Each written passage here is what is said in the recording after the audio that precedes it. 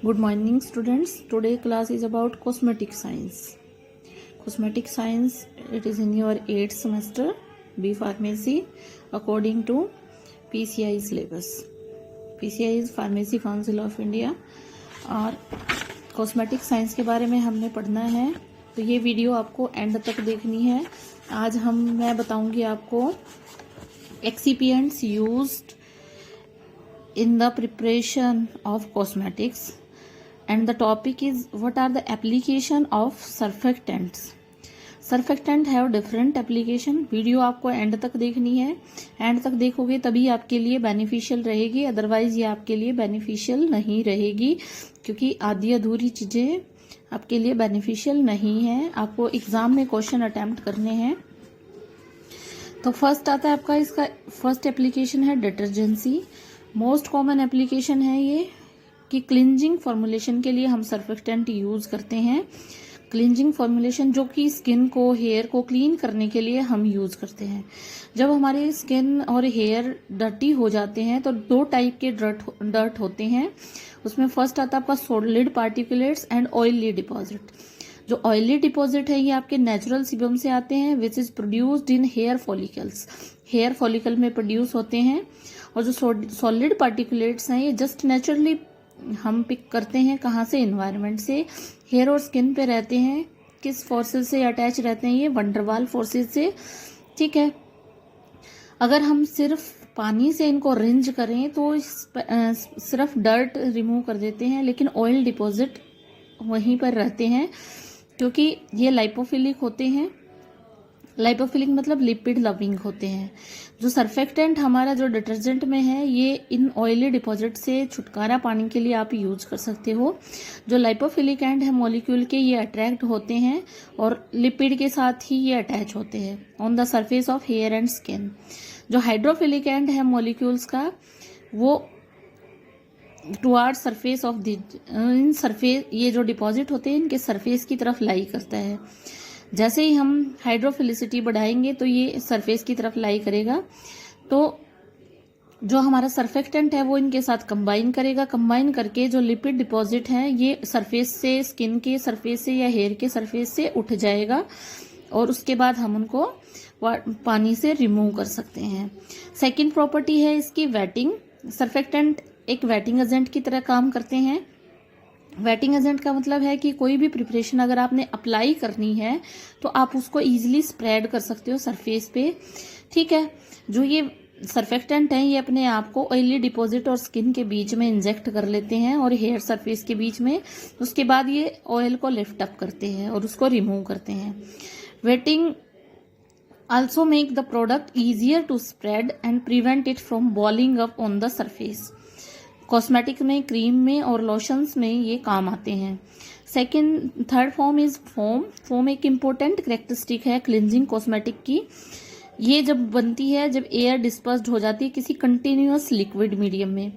जो air bubble हैं ये सराउंडेड होते हैं थिन लेयर ऑफ लिक्विड से और सर्फेक्टेंट से। जो कि सर्फेक्टेंट की लेयर है वो बबल को स्टेबलाइज करने का काम करती है। इम्पोर्टेंट है कि जो ये फॉर्म है ये रियली कंट्रीब्यूट नहीं करते removal of dirt, but consumer की डिमांड रहती है कि किसी भी क्लिंजिंग प्रोडक्ट में फोम होना चाहिए।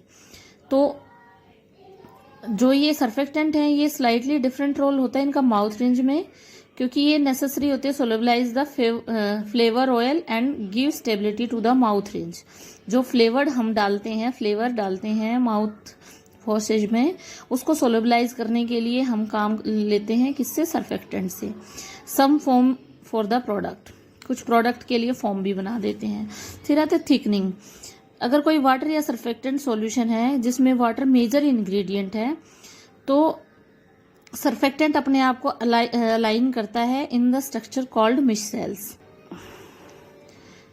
जो ये टीनी स्पेरिकल स्ट्रक्चर्स होते हैं जिसमें lipophilic tail orient inward and the polar head orient outward. जो लाइपोफिलिक की टेल होती है वो तो अंदर की तरफ रहती है, जो पोलर हेड रहता है वो आउटवर्ड की तरफ रहता है। मिससेल्स है important for creation of emulsion and for thickening.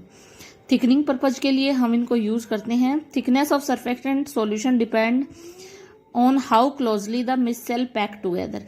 जो ये मिससेल्स बनती हैं एक दूसरे के साथ कैसे पैक करती हैं, थिकनेस उस पर डिपेंड करती है। जो एक क्लिंजिंग प्रोडक्ट है टिपिकली किससे बने होते हैं, चार्ज सर्फेक्टेंट से, and outer surface of the miss और उनको रिपेल करने का काम करती हैं ये मिससेल्स। इमल्सिफिकेशन के लिए भी हम सर्फेक्टेंट को यूज़ कर सकते हैं। कॉस्मेटिक क्रीम्स में अगर कोई हम सेमी सॉलिड मिक्सचर बना रहे हैं और ऑयल और वाटर का, या कोई इमल्शन बना रहे हैं, इमल्शंस क्या होते हैं, क्रीम्स होते हैं, लोशंस होते हैं, ये बेनिफिशियल लिपिड पार्टिकल को स्किन सरफेस पे डिलीवर करते हैं। तो ये simple oil in water type या water in oil type emulsion होते हैं। अगर हमने कोई कॉम्प्लेक्स मल्टीपल इमल्शन बनाना है तो भी हम यूज़ करते हैं सर्फेक्टेंट को फॉर इमल्सीफाइंग एजेंट। उसके बाद है रियोलॉजी मॉडिफायर। जो रियोलॉजी मॉडिफायर है, the development of personal care formulation will necessary include consideration that required product rheology. Rheology को आप डिफाइन कर सकते हैं हाउ थिंग फ्लो।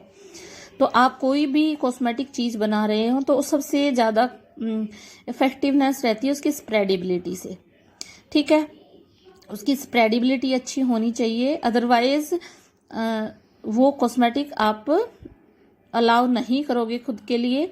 जैसे कि स्किन क्रीम है, ये हाईली विस्कस दिखती है, लेकिन जब आप उसको पिक करते हो, रब करते हो तो ईजिली रब हो जाती है। तो ऐसे ही नेल पॉलिश के केस में रहता है। तो हम जो ये पॉलीमर्स यूज़ करते हैं रियोलॉजी मॉडिफायर की तरह, इसकी क्लासिफिकेशन है वाटर सॉल्युबल पॉलीमर्स, जैसे ऑर्गेनिक, नेचुरल पॉलीमर्स। ऑर्गेनिक में आते हैं आपके नेचुरल पॉलीमर्स। नेचुरल पॉलीमर्स में आते हैं आपके vegetable mucopolysaccharides, guar gum, locust bean gum, कॉसिन seed gum, carrageenan, galactan, gum arabic, tragacanth, gum pectin, starch. Microbial mucopolysaccharides में आते हैं आपके xanthan gum, dextran, hyaluronic acid. Animal protein में gelatin, casein, albumin and collagen. Semi synthetic polymers cellulose, methyl cellulose, ethyl cellulose, hydroxy ethyl cellulose, hydroxy propyl cellulose, carboxy methyl cellulose, methyl hydroxy propyl cellulose. फिर आते हैं alginate. Alginate में आते हैं आपके propylene, glycol master alginates, alginates. Starches में आते हैं आपके soluble starches, carboxy methyl starches and methyl starch. Synthetic polymers में आते हैं आपके vinyls, polyvinyl alcohol, polyvinyl pyrrolidone, polyvinyl methyl ether. और अदर्स में आते हैं आपके polyethylene oxide, ethylene oxide, propylene oxide and copolymers. ये सारी क्लासिफिकेशन थी आपकी ऑर्गेनिक के लिए। फिर है आपकी इनऑर्गेनिक के लिए bentonite, laponite and silicate powder and colloidal alumina. Application क्या होती है, जो थिकनिंग एजेंट है ये हम फूड एडिटिव्स की तरह काम करते हैं और कॉस्मेटिक की तरह पर्सनल हाइजीन प्रोडक्ट में भी हम यूज़ करते हैं। कुछ थिकनिंग एजेंट जेलिंग एजेंट भी होते हैं, जिसको जेलेंट्स भी बोलते हैं, जो कि जेल फॉर्मिंग में काम करते हैं। वो लिक्विड फेज में डिजोल्व होते हैं एज कोलाइडल मिक्सचर और एक वीकली कोएसिव इंटरनल स्ट्रक्चर बना देते हैं। ये इनकी एप्लीकेशन रहती हैं। थिकनिंग एजेंट हम मेडिकल कंडीशन में भी यूज़ कर सकते हैं। डिस्फेजिया मतलब difficulty in swallowing. Thickened liquid play vital role in reducing risk of aspiration of for dysphagia patients. Some thickening agent में आल्सो फंक्शन एज स्टेबलाइजर की तरह भी काम करते हैं, जब हम स्टेबिलिटी को मेंटेन करने के लिए इनका यूज करते हैं इन इमल्शन। कुछ इमोलियंट्स की तरह काम करते हैं, जैसे पेट्रोलियम जेली, वेरियस वैक्सेस, वो भी थिकनिंग एजेंट का काम करते हैं। जो थिकनर है ये मेनली हम पेंट या प्रिंटिंग इंडस्ट्री में काम करते हैं, यूज करते हैं, depend heavily on rheology modifier to prevent pigment settling to the bottom. इनको यूज करते हैं हम रियोलॉजी मॉडिफायर्स को। और थिकनिंग एजेंट क्या है आपका, थिकनिंग एजेंट आपको कोई भी चीज़ थिक बनानी है, कोई भी सस्पेंशन है, इमल्शन है, आपको थिक बनाना है तो थिकनिंग एजेंट आप यूज़ कर सकते हो।